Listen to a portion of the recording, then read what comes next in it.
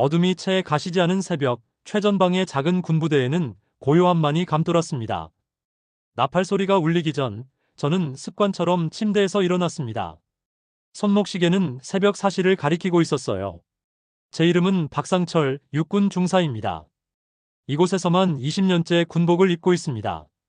전역을 한 달 앞둔 지금 제 마음은 설렘보다는 씁쓸함으로 가득했습니다. 지난 세월의 무게가 어깨를 짓누르는 것 같았습니다. 창밖으로 보이는 철책선과 감시 초소들. 이 익숙한 풍경은 제 삶 그 자체였습니다. 저는 스스로를 군복 입은 기계라고 생각했습니다. 생각하고 판단하기보다는 그저 명령에 따르는 것이 저의 역할이었습니다. 하지만 제 마음속 깊은 곳에는 지워지지 않는 상처가 자리하고 있었습니다. 10년 전 비무장지대에서 벌어진 그날의 비극. 소대장과 가장 친한 동기였던 김민준 중사를 잃은 사건이었습니다. 보고서는 사고사로 종결됐습니다. 명백한 사고였으니 더 이상 의문을 가지지 마십시오. 당시 상관의 단호한 목소리가 아직도 귓가에 울리는 듯했습니다. 하지만 저는 믿을 수 없었습니다. 민준이 그렇게 허망하게 죽을 리 없다고 생각했어요. 민준은 누구보다 강하고 책임감이 강한 군인이었으니까요. 늘 제게 말하곤 했습니다. 상철아, 우리는 조국의 방패다. 우리의 임무는 그저 명령을 따르는 것이 아니라 무엇이 옳은지 판단하는 것이다. 그의 목소리는 제게 늘 올바른 길을 안내하는 나침반과 같았습니다. 그 사건 이후 저는 제 마음의 문을 닫았습니다. 감정을 드러내지 않는 무뚝뚝한 사람이 되었죠. 군복은 저를 보호하는 갑옷이 되었습니다. 사람들과의 관계도 최소한으로 유지했습니다. 그저 하루하루를 버텨냈습니다. 군 생활이 끝나면 모든 것이 괜찮아질 거야라고 스스로를 위로했죠. 그러나 괜찮아질 리 없다는 것을 저 자신도 잘 알고 있었습니다. 그날 아침 부대에 새로운 바람이 불어왔습니다. 30대 초반의 젊은 여군이었습니다. 단정한 전투복에 빛나는 소령 계급장이 어깨에 달려 있었습니다. 이유리 소령. 그녀는 강렬한 첫인상을 남겼습니다. 키가 크고 당당한 체격에 날카로우면서도 깊이를 알 수 없는 눈빛을 지니고 있었지요. 부대원들은 모두 그녀를 주목했습니다. 여성 지휘관을 보는 것 자체가 이들에게는 낯선 경험이었기 때문입니다. 유리 소령은 부임 첫날 저를 찾았습니다. 박상철 중사님 되십니까? 그녀의 목소리는 힘이 있었지만 차가웠습니다. 그렇습니다. 이 소령님. 저는 굳은 표정으로 대답했습니다. 그녀는 제 눈을 똑바로 바라보며 말했습니다. 10년 전 김민준 중사 사건에 대해 알고 싶습니다. 그날의 모든 기록을 다시 검토하고 싶어요. 당시 작전의 정확한 위치와 목적에 대해 알려주십시오. 저는 순간 심장이 쿵하고 내려앉는 것을 느꼈습니다. 잊고 싶었던 과거가 다시금 떠오르는 것 같았어요. 그녀의 의도가 무엇인지 알 수 없었습니다. 그저 공포감만 밀려왔습니다. 그 사건은 이미 오래전에 종결되었습니다. 저는 애써 침착한 목소리로 말했습니다. 그러나 그녀의 눈빛은 흔들림이 없었습니다. 알고 있습니다. 하지만 이 사건은 제게 매우 중요합니다. 그녀의 목소리에는 단호함이 섞여 있었어요. 그날 밤 저는 잠을 이루지 못했습니다. 붉은 달이 뜬 밤이었습니다. 유리 소령의 눈빛이 머릿속을 맴돌았습니다. 그녀의 눈빛에서 저는 강한 의지를 읽었습니다. 그리고 어쩐지 모르게 그 눈빛이 민준의 눈빛과 닮았다고 생각했습니다. 오로라 작전. 그 이름을 들었을 때 저는 직감했습니다. 그녀가 민준의 죽음과 어떤 깊은 관련이 있다는 것을요. 붉은 달빛은 불길하게 빛나고 있었습니다. 이제 곧 20년간 숨겨져 있던 진실이 밝혀질 것 같은 예감이 들었습니다. 이 소령은 오로라 작전을 언급하며 저에게 다시 다가왔습니다. 박 중사님, 이 작전은 김 중사님 사건과 관련이 있습니다. 제 오빠가 김민준 중사입니다. 그 말을 듣는 순간 제 가슴은 얼어붙는 것 같았습니다. 민준의 여동생이라니. 그녀의 눈빛에서 제가 느꼈던 익숙함의 정체가 드디어 밝혀진 것입니다. 오빠의 죽음은 사고가 아니었습니다. 누군가 의도적으로 벌인 일이에요. 그 진실을 밝히기 위해 왔습니다. 그녀의 목소리는 떨렸지만 그 속에 담긴 의지는 너무나도 단단했습니다. 저는 혼란스러웠습니다. 지난 10년간 애써 외면했던 진실이 제 눈앞에 뚜렷이 나타난 것입니다. 왜 저에게 이 사실을? 제가 묻자 그녀는 대답했습니다. 사건의 진실을 알고 있는 유일한 생존자가 박 중사님이기 때문입니다.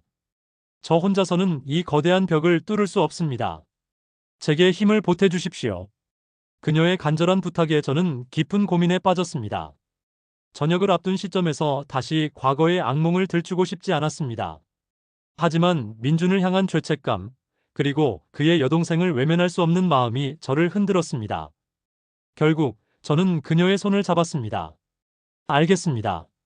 제가 아는 모든 것을 말씀드리겠습니다. 우리는 함께 10년 전 사고가 발생했던 낡은 벙커로 향했습니다. 벙커는 시간이 멈춘 듯 10년 전의 모습 그대로였습니다. 녹슨 철문과 거미줄, 그리고 눅눅한 흙냄새가 우리를 반겼습니다. 벙커 안은 어둠 속에 잠겨 있었고 우리는 손전등 불빛의 의지에 조심스럽게 안으로 들어갔습니다. 이곳이 마지막 수색 구역이었습니다. 민준이와 저는 여기서 헤어졌지요. 저는 그날의 기억을 더듬으며 말했습니다. 유리소령은 묵묵히 제 설명을 들으며 벙커 내부를 꼼꼼히 살폈습니다. 그러다 그녀의 손전등 불빛이 한쪽 벽에 닿았습니다. 그곳에는 낡은 철제 캐비닛이 놓여 있었습니다. 캐비닛 문은 자물쇠로 잠겨 있었지만 우리는 지렛대를 이용해 간신히 문을 열었습니다. 안에는 먼지가 수북이 쌓인 서류 더미와 녹음기, 그리고 낡은 무전기들이 있었습니다. 저는 그중 민준의 이름이 적힌 파일을 발견했습니다. 오로라 프로젝트라는 제목의 파일이었습니다. 서류를 펼쳐본 우리는 충격적인 사실을 마주했습니다. 김민준 중사가 군 내부 비리를 조사하던 내부 정보원이었다는 내용이었습니다. 그는 불법 무기 거래와 관련된 군 고위직의 비리를 추적하고 있었습니다. 파일에는 배후로 추정되는 인물들의 명단과 거래 기록들이 상세하게 담겨 있었습니다. 그 중에는 당시 민준의 상관이자 저의 존경하는 선배였던 이 대령과 최 대위의 이름도 있었습니다. 오빠는 이런 위험한 일을 혼자서 하고 있었던 거군요. 유리소령은 눈물을 글썽이며 말했습니다. 저는 할 말을 잃었습니다. 제가 알던 민준은 그저 정의롭고 올곧은 군인이었습니다. 그런데 그가 이렇게 거대한 음모의 중심에 있었다는 사실은 저를 당황하게 만들었습니다. 그때였습니다. 쾅! 하는 굉음과 함께 벙커의 문이 굳게 닫혔습니다. 우리는 순식간에 칠흑 같은 어둠 속에 갇히게 되었습니다. 외부의 소리는 완전히 차단되었고 오직 우리의 숨소리만이 들렸습니다. 누가 이 문을 닫은 거지? 유리소령은 당황한 목소리로 물었습니다. 저 역시 등골이 서늘해지는 것을 느꼈습니다. 분명 누군가 우리가 이곳에 오는 것을 알고 있었습니다. 그리고 우리가 진실에 다가서는 것을 막으려 하고 있었습니다. 어쩌면 우리는 이미 거대한 함정에 빠져든 것인지도 모릅니다. 10년 전의 비극이 다시금 되풀이될 수도 있다는 공포가 저를 덮쳤습니다. 갇힌 벙커 안에서 우리는 이제 더 이상 도망갈 수 없다는 것을 깨달았습니다. 우리가 마주해야 할 진실은 이제 시작에 불과했습니다. 갇혔다는 사실을 깨닫자마자 우리는 공포에 휩싸였습니다. 벙커는 완벽한 암흑 속에 잠겨 있었고 손전등의 미약한 불빛만이 우리의 시야를 확보해 주었습니다. 여기에 갇힌 건 우연이 아닐 겁니다. 누군가 우리가 이곳에 오는 것을 알고 있었어요. 유리소령의 목소리는 불안하게 떨리고 있었지만 그녀는 침착함을 잃지 않으려 애썼습니다. 저는 10년 전 그날의 공포가 되살아나는 것을 느꼈습니다. 그때도 우리는 고립되었고 결국 민준이를 잃었으니까요. 방법을 찾아야 합니다. 유리소령은 벽을 두드리며 출구를 찾으려 애썼습니다. 저는 그녀의 행동을 말없이 지켜보았습니다. 20년 군 생활 동안 수없이 훈련받고 경험한 상황이었습니다. 하지만 제 몸은 굳어버린 듯 움직이지 않았습니다. 저녁을 앞둔 중사는 용감한 군인이 아니라 그저 두려움에 떠는 한 사람이었습니다. 제게 남은 것은 오직 죄책감뿐이었습니다. 그때 제 시선이 낡은 무전기에 머물렀습니다. 10년 전 민준이와 함께 사용했던 바로 그 무전기였습니다. 켜질 리 없다고 생각하면서도 저는 조심스럽게 전원 버튼을 눌러보았습니다. 지직 마이너스 하는 잡음이 들리더니 거짓말처럼 희미한 불빛이 들어왔습니다. 그리고 이내 10년 전의 목소리가 흘러나왔습니다. 민준의 목소리였습니다. 상철아, 혹시 내 목소리를 듣는다면 나는 지금 매우 위험한 상황에 처했다. 민준아, 저는 저도 모르게 소리쳤습니다. 이 대령과 최 대위가 불법 무기 거래를 하고 있어. 난 그들의 비리를 추적하고 있었다. 민준의 목소리는 침착했지만 긴장감이 역력했습니다.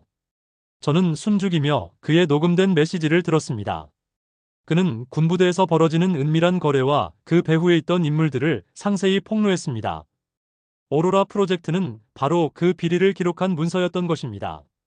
민주는 모든 증거를 기록해 두었고, 만약 자신이 위험에 처하면 이 무전기를 통해 진실이 세상에 알려지기를 바랐던 것입니다. 최 대위가 나를 죽이려 해. 상철아, 이 무전기를 가지고 도망쳐. 그리고 내 여동생 유리에게 꼭 전해주렴. 오빠는 그녀를 정말 사랑했다고. 그는 마지막 말을 채 끝맺지 못하고 목소리가 끊어졌습니다. 그리고 이어서 들려온 것은 유리 소령의 목소리였습니다. 박 중사님, 제 오빠가 맞습니다. 저는 오빠의 복수를 위해 군인이 되었습니다. 이 모든 것이 그들의 음모였습니다. 그녀의 목소리에는 깊은 슬픔과 분노가 뒤섞여 있었습니다. 저는 그녀의 손을 잡았습니다. 그녀의 손은 얼음장처럼 차가웠습니다.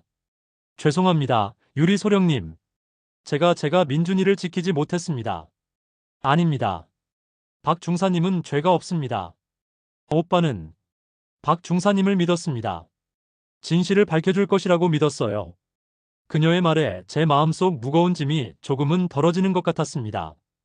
민준의 죽음이 단순한 사고가 아닌 계획된 살인이라는 사실을 알게 된 순간 저는 더 이상 물러설 수 없다는 것을 깨달았습니다. 저는 민준이 지키려 했던 정의를, 그리고 그의 가족을 위해 싸워야 했습니다. 바로 그때 벙커의 철문이 삐걱거리며 열리는 소리가 들렸습니다. 손전등 불빛이 우리를 향해 비춰졌고 그 빛 너머로 낯선 그림자가 다가왔습니다. 이제 우리는 절망적인 상황에 놓였습니다. 진실을 알았지만 이 좁은 벙커 안에서 우리는 무력했습니다. 그러나 저는 이제 더 이상 도망치지 않기로 결심했습니다. 민준의 마지막 목소리가 제게 용기를 주었습니다.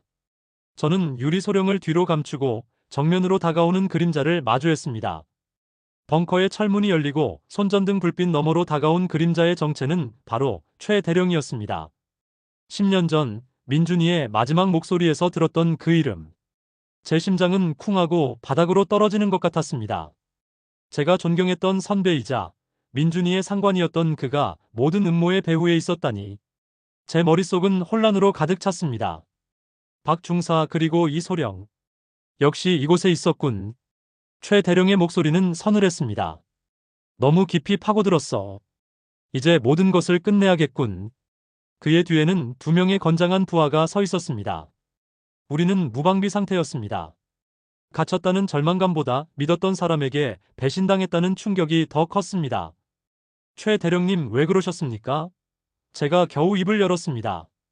최 대령은 비릿한 미소를 지었습니다. 군인은 명령에 따르는 존재다. 정예? 명예? 그런 건 책에나 나오는 얘기야. 난 그저 살아남기 위해 최선을 다했을 뿐이다. 그의 말에 저는 10년 전 그날 민준이의 외침을 떠올렸습니다. 우리는 그저 명령을 따르는 것이 아니라 무엇이 옳은지 판단하는 것이다. 최 대령의 말은 민준이의 신념을 송두리째 부정하는 것이었습니다. 유리 소령은 떨리는 손으로 총을 겨누었지만 최 대령은 눈 하나 깜빡하지 않았습니다. 총을 내려놔라, 유리 소령. 오빠의 길을 따라가고 싶지 않다면. 그 순간 유리 소령은 눈물을 흘리며 말했습니다. 당신은 우리 오빠를 죽였습니다. 이유가 무엇이었습니까? 진실은 반드시 밝혀져야 합니다. 진실? 그딴 건 중요하지 않아. 중요한 건 살아남는 거지. 그의 말에 저는 분노가 치밀어 올랐습니다. 더 이상 침묵할 수 없었습니다. 최 대령님, 저도 그날의 진실을 알고 있습니다. 민준이는 당신들의 비리를 추적하고 있었습니다. 당신은 죄 없는 동료를 죽였습니다. 제 목소리는 떨렸지만 그 속에는 분노와 슬픔이 뒤섞여 있었습니다. 최 대령은 부하들에게 손짓했습니다. 처리해라. 저는 유리 소령을 뒤로 감추고 그들에게 맞섰습니다. 하지만 중과부적이었습니다. 그들은 노련했고 저는 오랜 군 생활로 인해 몸이 굳어 있었죠. 그때 유리 소령이 저의 손을 잡고 외쳤습니다. 박 중사님, 도망치세요. 이 증거들을 가지고 살아남아서 진실을 밝혀주세요. 안 돼. 나는 절대 민준이를 잃었던 것처럼 너까지 잃을 순 없다. 그녀는 제게서 무전기를 낚아채더니 이것이 바로 당신들이 그렇게 찾던 증거입니다. 라고 소리치며 무전기를 벙커 벽에 던져 부쉈습니다. 최 대령은 당황한 표정을 지었습니다. 무슨 짓이지? 유리소령은 민준의 음성 기록이 담긴 또 다른 무전기를 들고 있었습니다. 그녀는 그것을 힘껏 던져 최 대령의 얼굴을 향해 날렸습니다. 최 대령이 움찔하는 틈을 타 저는 그에게 달려들어 몸싸움을 벌였습니다. 유리소령도 용감하게 맞섰습니다. 우리는 서로를 지키기 위해 필사적으로 싸웠습니다. 저는 10년 전 민준이와 함께 싸웠던 것처럼 온 힘을 다했습니다. 최 대령과 그의 부하들을 제압하고 우리는 벙커 밖으로 탈출했습니다. 붉은 달은 이미 지평선 아래로 사라지고 새벽의 여명이 동쪽 하늘을 물들이고 있었습니다. 우리는 가까스로 부대에 돌아왔고 확보한 증거를 바탕으로 군 수사대에 신고했습니다. 최 대령과 그의 부하들은 현장에서 체포되었습니다. 20년간 이어져 온 비리는 그렇게 끝을 맺었습니다. 저는 제 삶의 가장 큰 짐을 내려놓은 기분이었습니다. 유리소령은 제게 다가와 말했습니다. 감사합니다, 박 중사님. 오빠의 진실을 밝혀주셔서. 아닙니다. 제가 할 일을 한 것뿐입니다. 저는 담담하게 말했지만 마음속은 따뜻했습니다. 민준이에게 진 빚을 이제야 갚은 것 같았습니다. 이제 정말 전역을 해도 될 것 같았습니다. 하지만 유리소령의 눈빛을 보며 저는 새로운 결심을 하게 됩니다. 이 세상에 또 다른 민준이가 나오지 않도록, 그리고 저와 같은 죄책감을 가진 사람이 생기지 않도록 저는 이 진실을 밝히는데 멈추지 않고 계속 싸워나가기로 다짐했습니다. 벙커의 철문이 열리고 최 대령이 나타났을 때 저는 더 이상 도망치지 않겠다고 결심했습니다. 민준이의 마지막 목소리가 제게 용기를 주었습니다. 유리소령을 뒤로 감추고 저는 정면으로 그를 마주했습니다. 최 대령은 여유로운 미소를 지었지만 저는 그의 눈빛에서 불안함을 읽을 수 있었습니다. 끝까지 버텨보시겠다고? 그래봤자 달라지는 건 없어. 그의 조롱 섞인 말에 저는 담담하게 대답했습니다. 달라지는 건 없겠지요. 하지만 잃어버린 것을 찾을 수는 있을 겁니다. 유리소령은 떨리는 손으로 최 대령에게 총을 겨누었고 저는 그 틈을 놓치지 않았습니다. 몸을 날려 최 대령에게 달려들었습니다. 그는 저의 갑작스러운 공격에 당황하며 휘청거렸습니다. 그 순간 유리소령이 외쳤습니다. 박 중사님, 증거는 제가 가지고 있습니다. 저는 그제야 정신을 차렸습니다. 제가 무전기를 벽에 던져 부쉈을 때 유리소령은 민준이의 목소리가 담긴 또 다른 무전기를 들고 있었습니다. 그녀는 그것을 힘껏 던져 최 대령의 얼굴을 향해 날렸습니다. 최 대령이 움찔하는 틈을 타 저는 그를 제압했습니다. 10년 전 그날의 기억이 떠올랐습니다. 민준이와 함께 훈련했던 모든 순간들. 이제는 제 삶의 일부가 된 그 기억들이 저에게 힘을 주었습니다. 저는 민준이의 목까지 싸웠습니다. 그를 제압하고 유리소령과 함께 벙커를 탈출했습니다. 붉은 달은 이미 지평선 아래로 사라지고 새벽의 여명이 동쪽 하늘을 물들이고 있었습니다. 우리는 확보한 증거를 바탕으로 군 수사대에 신고했고 최 대령과 그의 부하들은 현장에서 체포되었습니다. 20년간 이어져 온 불법 무기 거래의 비리는 그렇게 끝을 맺었습니다. 저는 제 삶의 가장 큰 짐을 내려놓은 기분이었습니다. 유리소령은 제게 다가와 말했습니다. 감사합니다, 박 중사님. 오빠의 진실을 밝혀주셔서. 아닙니다. 제가 할 일을 한 것뿐입니다. 저는 담담하게 말했지만 마음속은 따뜻했습니다. 민준이에게 진 빚을 이제야 갚은 것 같았습니다. 이제 정말 전역을 해도 될 것 같았습니다. 하지만 유리소령의 눈빛을 보며 저는 새로운 결심을 하게 됩니다. 이 세상에 또 다른 민준이가 나오지 않도록, 그리고 저와 같은 죄책감을 가진 사람이 생기지 않도록 저는 이 진실을 밝히는데 멈추지 않고 계속 싸워나가기로 다짐했습니다. 석 달 후 저는 전역을 미루고 최 대령의 유죄를 입증하는 데 기여했습니다. 그리고 마침내 민준이의 명예는 회복되었습니다. 그의 죽음은 더 이상 단순한 사고가 아니었습니다. 그는 조국의 정의를 지키기 위해 싸운 영웅으로 기억되었습니다. 국립현충원에서 제외한 저는 유리소령과 함께 민준이의 묘비 앞에 섰습니다. 그녀는 묘비에 헌화하며 말했습니다. 오빠, 이제 편히 쉬어. 오빠가 지키려 했던 정에 제가 이어갈게. 저는 묵묵히 그녀의 말을 들었습니다. 차가운 바람이 불어와 우리의 얼굴을 스쳤습니다.